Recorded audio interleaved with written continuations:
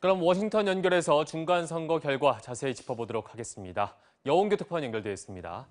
자, 이게 어느 한쪽이 이겼다기보다는 민주당이나 공화당이나 해석에 따라서는 우리가 승리했다 이렇게 얘기할 수가 있을 것 같은데 자, 이번 결과 어떻게 보면 좋을까요?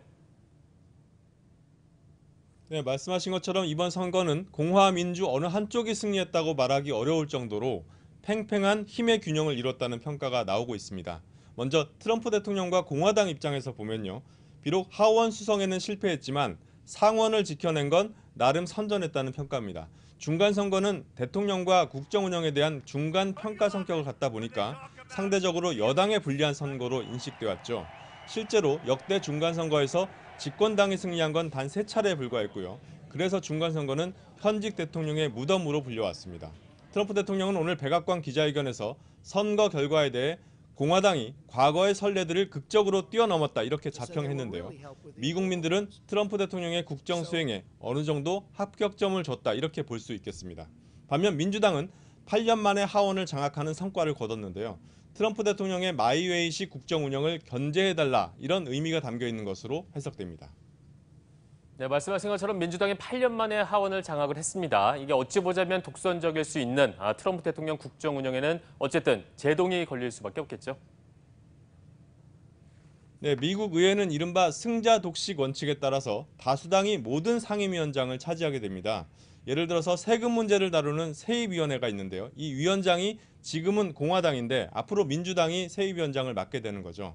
이렇게 되면 트럼프 대통령이 의욕적으로 추진하고 있는 감세 정책 등이 첫 단계인 하원에서부터 난관에 부딪힐 가능성이 높습니다.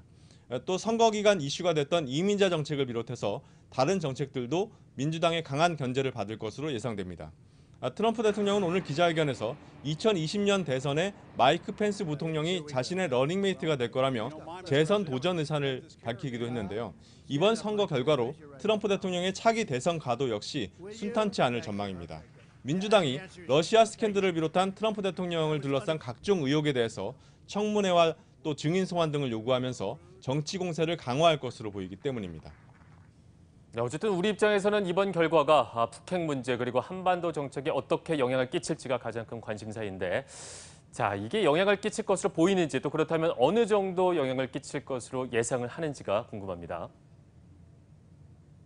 네, 하원을 장악한 민주당이 트럼프 행정부의 대북 정책에 대해서도 깐깐하게 검증하겠다고 나서면 현재 진행 중인 북한과의 비핵화 협상이 더뎌질 가능성은 있습니다. 다만 민주당의 대북 정책 역시 대화를 통한 외교적 해결에 무게를 두고 있는 만큼 트럼프 대통령이 지금처럼 북한과의 대화를 계속 추구하는 한 큰 틀의 변화는 없을 거란 전망이 우세합니다. 하지만 북한과의 비핵화 협상이 잘 되지 않고 특히 북한이 추가 도발을 하는 등 상황이 나빠질 경우엔 트럼프 대통령이 강경 노선으로 급선회할 할 수도 있죠. 이럴 경우에는 민주당과 대북 정책을 놓고 정면 충돌할 가능성도 있다는 관측이 나오고 있습니다. 지금까지 워싱턴에서 전해드렸습니다.